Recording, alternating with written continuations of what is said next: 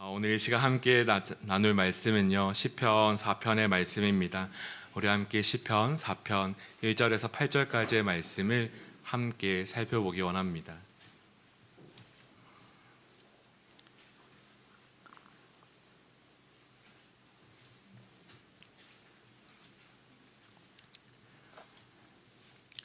제가 가진 구약 성경 806쪽에 나와 있는데요, 시편 4편 1절에서 8절까지의 말씀 저희가 한 절씩 함께 교독하며 읽도록 하겠습니다. 1절의 말씀입니다. 내 의의 하나님이여, 내가 부를 때에 응답하소서. 곤란 중에 나를 너그럽게 하셨사오니 내게 은혜를 베푸사 나의 기도를 들으소서. 인생들아, 어느 때까지 나의 영광을 바꾸어 욕되게 하며 헛된 일을 좋아하고 거짓을 구하려는가?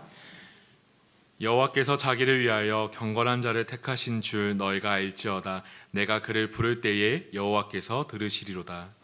너희는 떨며 범죄하지 말지어다. 자리에 누워 심중에 말하고 잠잠할지어다.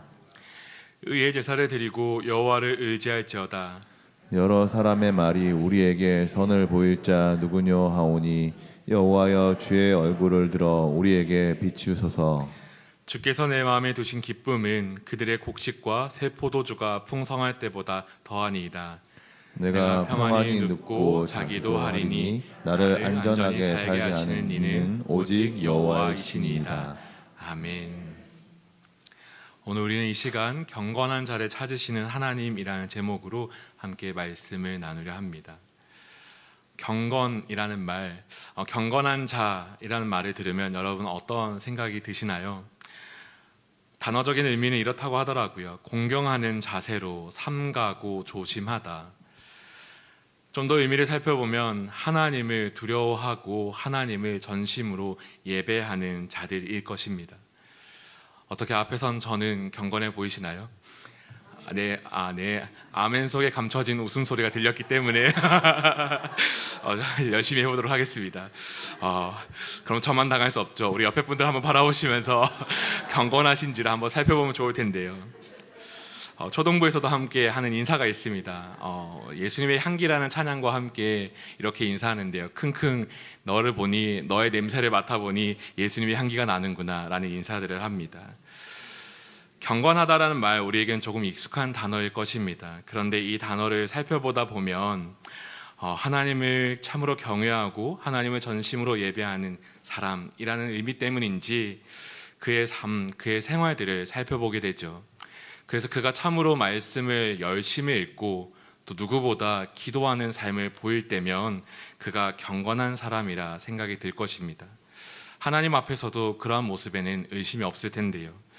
그런데 때로는 그 말과 행동이 조금 달라 보이고, 그리고 때로는 교회에서와 우리의 삶의 터전, 그리고 무엇보다 가정에서 또 나 혼자의 모습을 볼 때에 그 모습은 우리 모두가 알기 때문에 고민이 시작되죠. 그리고 나를 볼 때도 고민되지만 내 옆 사람을 볼 때면 더 큰 고민이 있어서 우리는 때로는 이것으로 인해 시험에 들기도 합니다. 정말 하나님이 원하시는 그러한 경건한 사람이 어떠한 삶일까 생각하면서 이제 말씀을 들여다보면요, 또 예배를 찾다 보면은 이제 우리가 생각하는 이상적인 모습들이 나타나는데, 그런데 그러한 모습이 틀렸다고 하는 것이 아니라 그러한 모습이 당연하고, 그러나 그 가운데에서 또 하나 우리가 바라볼 지점이 있어서 그런 경건한 자에 대해 함께 오늘 나누려 합니다. 그리고 그 경건한 자를 하나님이 찾고 계심을 우리가 오늘 이 시간 시편 4편을 통해 함께 살펴보기를 원합니다.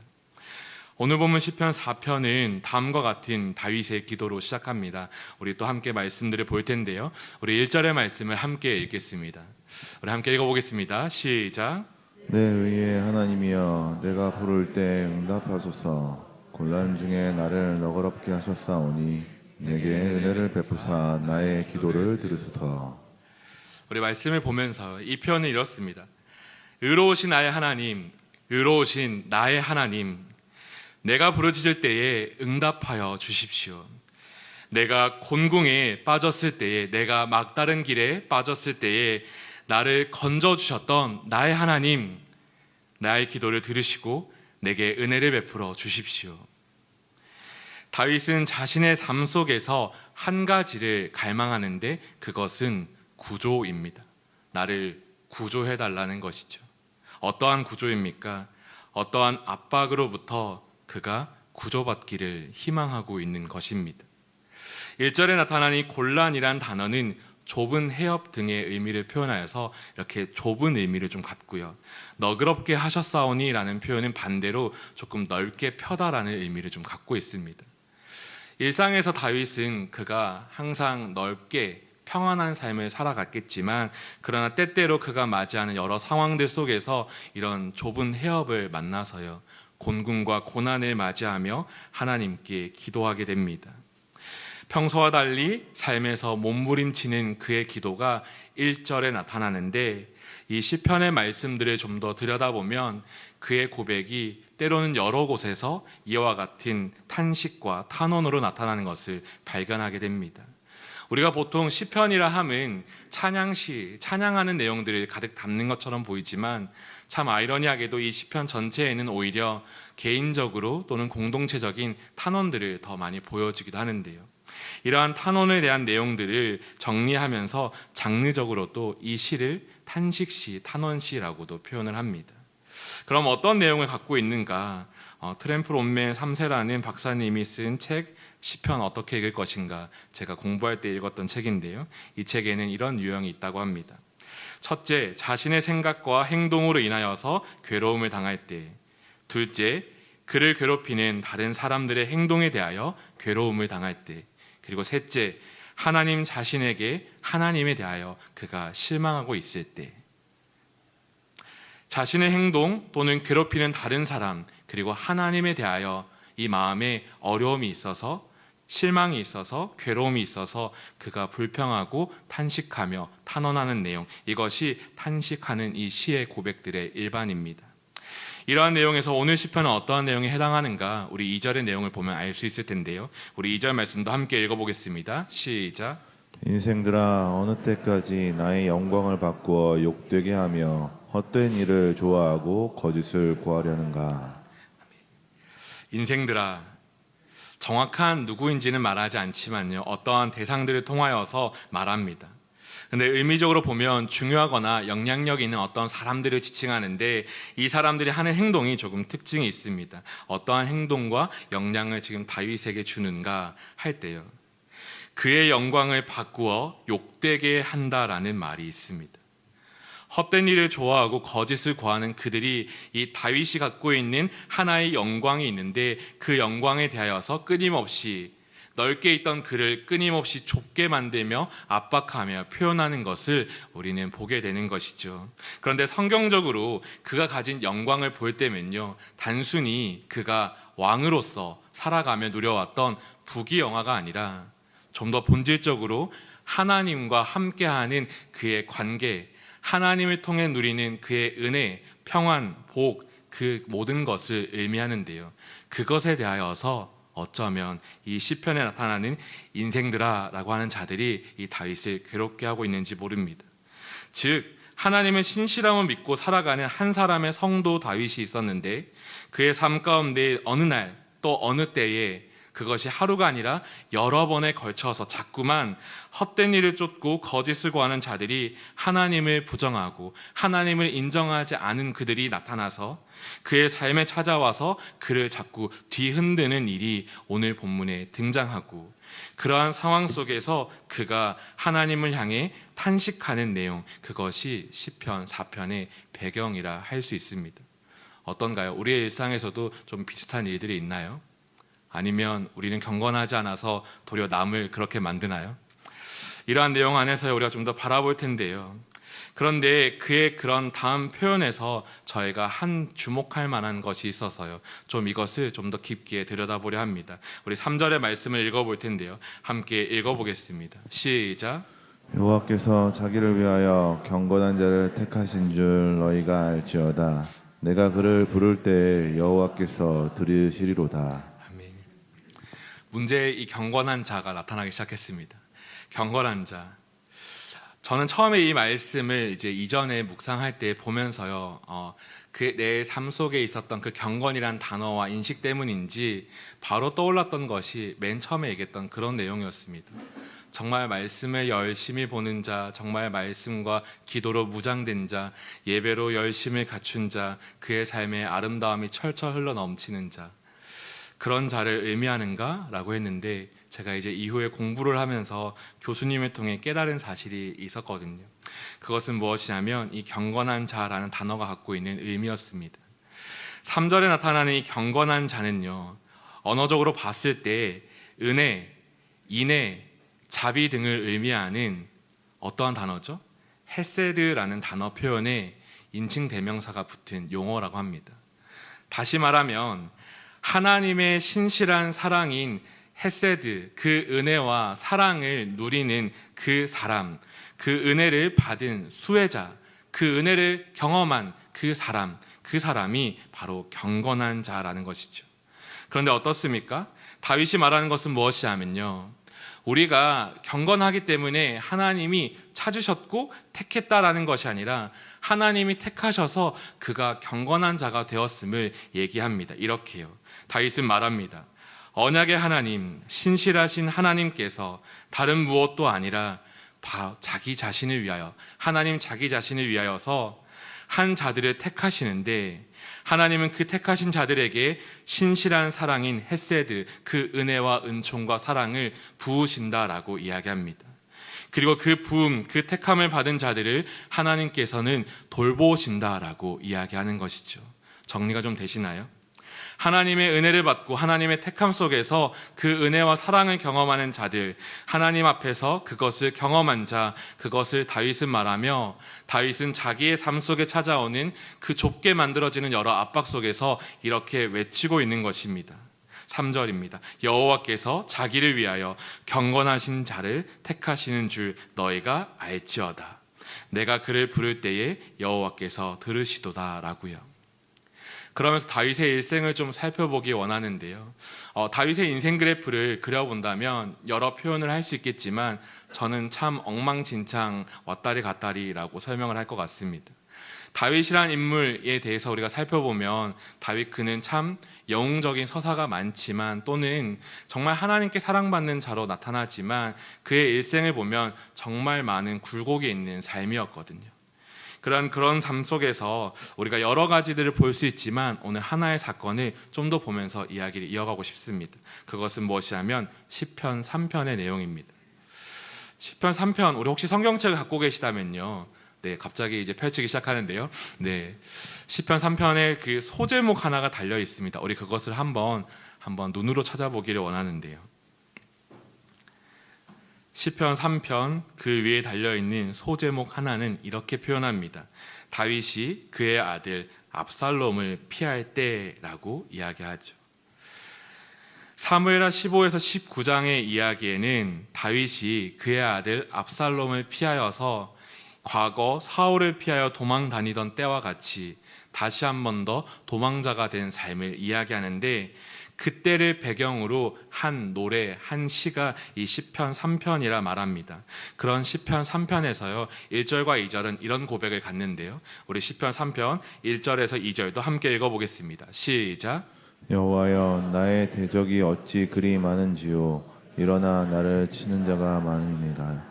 많은 사람이 나를 대적하여 말하기를 그는 하나님께 구원을 받지 못한다 하나이다. 아멘. 여호와여, 나의 대적이 어찌 그리 많은지요. 일어나 나를 치는 자가 많으니이다. 많다라는 단어가 등장합니다. 얼마나 많은가 찾아보면요, 사무엘하 15장 30절에 이런 표현이 있습니다.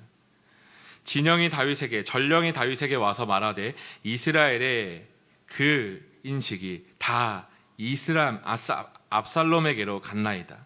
이스라엘의 모든 인정이, 그 모든 사람들이 다 압살롬에게로 갔나이다 라고 할 만큼 정말 많은 대부분의 사람들의 그 진영이 압살롬에게 향한 것이죠. 사무엘하의 특징은요, 이 온 이스라엘이 다윗을 하나님의 나라, 이 이스라엘 땅에 왕으로 추대하는 것으로 나타나는데, 그런데 그 모든 많은 사람들이 어느덧 이 압살롬에게로 다 옮겨진 것을 보며 그들이 다 다윗의 원수가 되었다라고 소개하는 데 있습니다. 그런데 그 가운데에서 그의 말에 또 하나 흔드는 것이 있는데요, 우리 사무엘하 16장 7절에서 8절을 보면서 제가 읽어드리겠습니다. 시므이가 저주하는 가운데에 이와 같이 말하니라. 피를 흘린 자여, 사악한 자여, 가거라 가거라. 사울의 족속의 모든 피를 여호와께서 내게로 돌리셨도다. 그를 이어서 내가 왕이 되었으나 여호와께서 나라를 내 아들 압살롬의 손에 넘기셨도다. 보라, 너는 피를 흘린 자이므로 화를 자초하였느니라 하는지라. 이렇게 이야기하는 것이죠. 본문에서 말합니다. 다윗, 너는 끝났다라고요. 그런데 그 끝남에 대해서 한 가지를 덧붙이는데 무엇라 말하냐면, 피를 흘린 자, 사악한 자여, 가거라. 여호와께서 나라를 내 아들 압살롬의 손에 넘기셨도다라고 말하며, 그 다윗이 누리고 있는 하나님과의 그 관계 안에서의 평안을 깨뜨리는 말들을 하는 것이죠. 그것이 이 시편 3편에 등장하는 것이거든요. 여호와여, 나의 대적이 어찌 그리 많은지요. 일어나 나를 치는 자가 많으니이다. 많은 사람이 나를 대적하여 말하기를 그는 하나님께 구원을 받지 못한다 하나이다 라고 말하며, 그 하나님에 대한 신뢰를 깨뜨리게 하는 일이 등장하는 것이죠. 그런 상황에서 우리가 할 수 있는 일이 무엇이 있겠습니까? 성도분들은 이런 경험이 없으십니까? 우리가 하나님을 잘 믿고 있는데 내가 감당하지 못할 어떤 일이 찾아왔을 때 믿지 않는 누군가가 내게 찾아와서 너가 기도해봤자 무슨 소용이 있어, 내가 너 교회 다닐 때부터 알아봤어 라고 하는 등의 그 이야기를 들어보신 적은 없으십니까? 다윗은 그러한 상황에 처해 있는 것이거든요. 그런 가운데 다윗이 하는 행동은요, 다윗이 할 수 있는 행동은 다른 것이 아니었습니다. 다윗은 도망자가 되어서 걷고 또 걷는데, 그때의 그에 대한 모습이 이렇게 등장합니다. 우리 사무엘하 15장 30절 말씀을 함께 읽어보기 원합니다. 사무엘하 15장 30절 말씀, 제가 읽겠습니다. 다윗이 감난산 길로 올라갈 때에 그의 머리를 그가 가리고 맨발로 울며 가고, 그와 함께 가는 모든 백성들도 각각 자기의 머리를 가리고 울며 올라가니라. 여기를 보면요, 다윗이요, 그의 얼굴을 가리면서 울면서 갑니다. 그의 모습은요, 맨발로서 그의 길을 터덜터덜 도망자가 되어 갑니다. 그런데 그 뒤를 보면요, 그와 함께하는 소수의 사람들이 있는데 그와 함께하는 모든 백성들도 죄인처럼 그의 머리를 숙이고 그의 머리를 가리며 그의 길을 갑니다. 그리고 다윗과 같이 울면서 그 길을 걷습니다. 이것이 다윗의 처지였습니다. 그리고 그런 다윗이 듣게 되는 여러 말이 하나님이 너를 떠났다라고 하는 말이 있는 것이죠. 아무것도 할 수 없는 그 다윗이었는데요, 아무것도 할 수 있는 것이 없는 다윗이었는데요, 그런 그가 이 시편의 수많은 탄식과 함께 자기의 고백을 나타내는데, 그런데 그가 딱 한 가지 할 수 있는 것이 있어서 고백하는 내용이 있습니다. 그것은 무엇이냐면 3절과 4절의 말씀입니다. 우리 시편 3편 3절과 4절의 말씀을 한번 읽어보겠습니다. 함께 읽겠습니다. 시작. 여호와여, 주의 나의 방패시요 나의 영광이시요 나의 머리를 드시는 자이시니이다. 내가 나의 목소리로 여호와께 부르짖으니 그의 성산에서 응답하시리로다. 아멘. 다윗이 소리치며, 또는 다윗이 몹시 슬퍼하며 여러 감정의 기복이 오고 가는 가운데에서 그가 말하고 있습니다. 여호와여, 주는 나의 방패시요 주는 나의 영광이시요 주는 나의 머리를 드시는 자니이다. 내가 나의 목소리로 여호와께 부르짖으니 그의 성산에서 응답하시는 도다. 우리는 하나의 사건만 보았는데요, 다윗이요, 그의 평생에 이와 같은 일을 거쳐갈 때마다 그는 하나님을 향하여 이러한 고백들을 가졌었습니다. 어린 다윗이 그리고 골리앗 앞에 섰을 때, 그리고 그가 여러 블레셋 장수들과 싸울 때, 그리고 사울에게 쫓김받을 때, 그리고 도망자가 되어 또 다른 곳을 향해 나아갈 때, 그리고 압살롬에 피해갈 때, 그 여러 곳 가운데서요, 그가 높든지 낮든지 그의 삶 속에서 아무것도 할 수 없는 그때에 하나의 고백을 보여주는데, 그것은 하나님에 대한 믿음을 갖고서 하나님에 대한 그 신실함을 갖고서 고백하는 것이었습니다. 그리고 난 다음에 이 사건이 다 지나간 다음에 다시 시편 4편으로 돌아올 텐데요. 시편 4편은요, 이러한 상황이 다 지나간 다음, 이 압살롬의 반역의 때를 다 지나간 다음 그가 그의 지난 삶을 회고하며 지은 시라고 하는 것입니다. 그런 그의 삶의 고백이 무엇이었습니까? 제가 1절과 2절을 다시 읽어드릴 텐데요. 한번 들어보기 원합니다. 내 의의 하나님이여, 내가 부를 때에 응답하소서. 곤란 중에 나를 너그럽게 하셨사오니 내게 은혜를 베푸사 나의 기도를 들으소서. 인생들아, 어느 때까지 나의 영광을 바꾸어 욕되게 하며 헛된 일을 좋아하고 거짓을 구하려는가. 그리고 3절입니다. 여호와께서 자기를 위하여 경건한 자를 택하신 줄 너희가 알지어다. 내가 그를 부를 때에 여호와께서 들으시리로다. 다시 말하면요, 하나님은 하나님이 택하셔서 하나님의 백성된 자들을 끝까지 돌보신다. 너희는 그것을 알고 있느냐? 너희가 아무리 나를 넘어뜨리려 하여도, 너희가 아무리 나를 시험하려 하여도, 너희가 아무리 나를 괴롭게 하며 나를 좁게 압박하며 내 곁에 와서 그 하나님과의 관계를 깨뜨리려 하더라도, 그러나 하나님은 자기를 위하여 경건한 자를 기억하시고 자기를 위하여 그 경건한 자를 찾으시며 그의 삶의 자리에 찾아오셔서 그를 건지신다라고 그는 고백하고 있는 것입니다. 저는 오늘 이 시간 이 고백이 우리의 마음 가운데 함께 고백되어지기를 소망합니다. 이 고백을 전하고 있는 이 다윗의 모습을 상상하면서 이 3절의 말씀을 간직하기 원합니다. 다윗이 어떻게 말합니까? 저는 분명하고 단호하게 말하고 있다고 생각합니다. 그가 경험한 은혜, 그가 경험한 사랑, 그가 그 중심이 되어 살아계셔서 역사하시는 그 하나님에 대하여서요, 믿음을 갖고서 분명하게 말하고 있는 것입니다.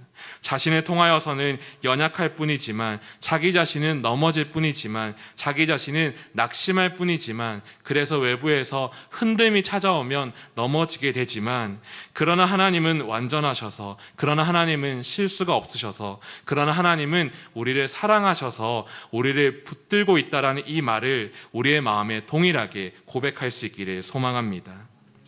이것이 경건한 자를 찾으시는 하나님, 그 모습의 첫째된 모습, 경건한 자의 모습입니다. 무엇입니까? 택함 받음을 기억하는 자인 것이죠. 그리고 오늘 본문은요, 이런 기억 속에서 한 가지를 더 보여주는데요, 그것은 무엇이냐면 그 택함 받은 은혜, 그 신실한 사랑을 다른 사람에게 전하는 삶입니다. 우리 한 번 더 3절의 말씀을 한번 읽어보겠습니다. 우리 함께 읽겠습니다. 시작. 여호와께서 자기를 위하여 경건한 자를 택하신 줄 너희가 알지어다.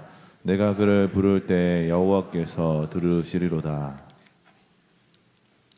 여러분, 이 고백이요, 자세히 들여다보면은 다른 것이 아니라 이 고백이 이렇게 퍼져나가는 것을 볼 수 있습니다. 3절의 말씀을 잘 보면, 4편의 내용을 잘 보면요, 이 고백은요, 먼저는 스스로를 향한 선포 같기도 느껴집니다. 앞서 보았던 시편 3편을 보면요, 이 동일한 패턴 속에서 그가 홀로 독백하는 것을 봅니다. 그러나 그 시편 4편을 넘어오면요, 그가 자기가 경험한 또 하나의 사실, 다시 반복된 그 은혜의 사실을 붙잡고 이제는 이야기하는 것이죠. 누구에게요? 하나님을 부정하던 그 사람들, 자기를 괴롭게 하는 그 자들에게 선포하는 것입니다. 그리고 그러한 선포는요, 그들에게만 향하는 것이 아니라 이것이 한 노래가 되어서, 한 공동체의 고백이 되어서요, 이스라엘 백성들 속에서도 이것이 함께 고백하는 노래로 퍼져나가는 것을 봅니다. 그뿐이겠습니까? 그때로부터 오늘날에 이르기까지, 지금 이 자리에 앉은 저희에게까지 그 고백이요, 전달되는 것이지요. 같은 외침을 갖도록 시간과 공간을 넘어서 오늘을 그리스도인으로 살아가는 우리 모두에게 이 하나님의 택함받은 은혜를 기억하도록 그가 외치고 있는 이 외침이 우리에게 전달되기를 소망합니다. 그러면서 무엇이라 말합니까? 4절에서 5절인데요, 4절 5절 이렇게 이야기합니다. 너희는 떨며 범죄하지 말지어다. 자리에 누워 심중에 말하고 잠잠할지어다. 의의 제사를 드리고 여호와를 의지할지어다 라고요. 악인들을 향하여서 너희를 지칭할 때면 범죄하지 말라. 너희는 나를 결코 넘어뜨릴 수 없다. 너는 다시 그 어리석은 자리에서 벗어나 하나님 앞에 나오라 이렇게 말하기도 하고요. 또 너희를 우리 같은 자들에게 말한다면요, 너희는 잠잠하여, 너희는 깨어서요, 너희는 너희 스스로 분노를 감추지 못하여 다른 일로 그르치는 죄악을 범죄하지 않고 하나님 앞에 서서 하나님을 신실하게 예배하는 자들로 설하라고 이야기하는 것입니다. 왜냐고요? 그것이 우리의 삶의 방향성이기 때문입니다. 하나님이 지으신 우리의 모습은요, 여러 번 반복함에도 부족함이 없지만 그것은 나의 구원을 넘어서 내 이웃, 내 다른 누군가를 향하여서 함께 구원의 기쁨을 누리는 제사장으로 부르셨습니다. 그래서 다윗은 선포합니다. 여호와께서 자기를 위하여 경건하신 자를 택하신 줄 너희가 알지어다 라고요. 내가 그를 부를 때에 여호와께서 들으시도다. 그러니 너희는 의의 제사를 드리고 여호와를 의지할지어다 라고 하는 이 고백을 따라 오늘 우리가 하나님의 그 신실한 사랑을 또한 흘려보내는 또한 이 시간 되기를 소망합니다. 여러분, 시편 이 말씀을 이제 맺혀져 가면서요, 이 4편 끝에 보면 6절에서 이런 말을 합니다. 여러 사람의 말이 우리에게 선을 보일 자 누구뇨 하오니 여호와여 주의 얼굴을 들어 우리에게 비추소서라고 하는 것이죠. 주께서 내 마음에 두신 기쁨은 그들의 곡식과 새 포도주가 풍성할 때보다 더하니이다 라고 다윗은 계속해서 이야기해 가는데, 이것을 잘 들여다보면 하나의 정리와 같습니다. 어떠한 정리입니까? 우리의 삶은요, 이 6절 상반절과 같은 것이죠. 여러 사람의 말이 우리 가운데 함께합니다. 그리고 우리에게 나타나 말합니다. 우리에게 선을 보일 자 누구뇨 하는 것이죠. 선을 보일 자, 하나님의 영광을 보일 자, 이 땅에 진정한 참된 진리를 나타낼 자가 누구뇨라고 끊임없이 묻는 삶이 있다는 것입니다. 그럼 우리는 어떻게 살아갑니까? 눈으로 보면 우리는 무엇이 보입니까? 하나님을 믿지 않아도, 하나님과 함께하지 않아도 곡식과 포도주가 넘쳐나는 이 세상 속에서 우리는 말할 수 있는 것이 참으로 없는데요. 그런데 그 가운데에서 이 다윗은요, 이러한 고백 속에서 우리가 어떠한 경건함을 갖고 살아야 하는지를 기억하게 하며 가르쳐주는 것이 있습니다. 그것은 무엇이냐면 이러한 기도입니다. 여호와여 주의 얼굴을 들어 우리에게 비추소서라고 하는 기도인 거죠. 왜냐하면 언약의 하나님, 신실하신 하나님께서 우리의 그 기도를 듣고 응답하실 것이기 때문입니다. 민수기 6장에 보면 이런 내용이 있습니다. 민수기 6장 22절, 27절의 내용인데요, 우리가 이 말씀을 함께 다 같이 소리내어서 읽어보기 원합니다. 함께 읽겠습니다. 시작. 여호와께서 모세에게 말씀하여 이르시되 아론과 그의 아들들에게 말하여 이르기를 너희는 이스라엘 자손을 위하여 이렇게 축복하여 이르되 여호와는 내게 복을 주시고 너를 지키시기를 원하며 여호와는 그의 얼굴을 내게 비추사 은혜 베푸시기를 원하며 여호와는 그 얼굴을 내게로 향하여 드사 평강 주시기를 원하노라 할지니라 하라. 그들은 이같이 내 이름으로 이스라엘 자손에게 축복할지니 내가 그들에게 복을 주리라. 아멘.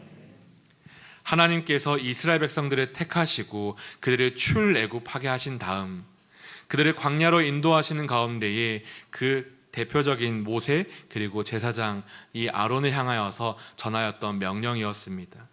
그냥 사람들의 말 안에서요, 사람들끼리 그들이 살아가면서 우리가 이렇게 기도하자, 우리가 이렇게 축복하자 했던 것이 아니라요, 하나님이요 먼저 그들을 부르셔서 그들에게 가르쳐 주시고 그들을 통하여서 온 이스라엘에게 듣게 하셨던 하나의 표현입니다. 여호와는 내게 복을 주시고 너를 지키시기를 원한다라고요. 여호와는 그의 얼굴을 내게 비추사 은혜 베푸시기를 원한다라고요. 여호와는 그의 얼굴을 내게를 향하여 드사 평강 주시기를 원한다라는 이 말을 끊임없이 그들 안에서 듣고 또 듣게 하였습니다. 왜냐하면 하나님은 그 하나님을 떠나 살던 노예로 살던 그 이스라엘을 구원하셔서 그들의 중심이 되기를 소망하셨기 때문입니다. 그들 삶 가운데 들어오셔서 그들에게 하나씩 하나씩 가르쳐 주시는 것입니다.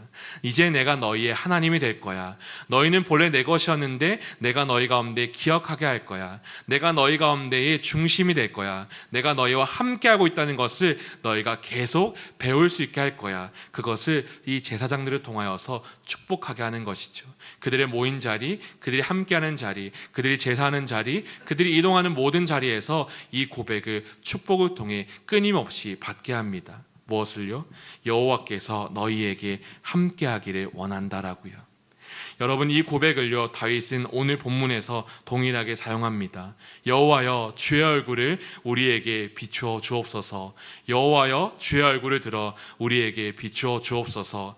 주께서 내 마음에 두신 기쁨이 있습니다. 그들의 곡식과 그 새 포도주가 풍성할 때보다 더한 기쁨이 내게 있습니다. 하나님이 기쁨을 내가 간직하며 살아가기를 원하는데 하나님 오늘도 내게 은혜를 비추어 주시옵소서. 이 기도를 오늘 다윗이 하고 있는데요, 우리 이 고백을 이제 함께 기도하는 이 시간 가운데 함께 고백하며 나가기 원합니다. 사랑하는 우리 성도 여러분, 한 해를 마치는 이때에 다른 것을 나누기보다 함께 하시는 하나님을 나누고 싶었습니다. 그리고 그 하나님은요, 우리의 열심, 우리의 멋짐, 우리의 아름다움이 아니라 그저 택함받은 은혜를 가진 우리에게 말씀하십니다. 너희를 내가 사랑하고 너희를 내가 지키고 있다라고요.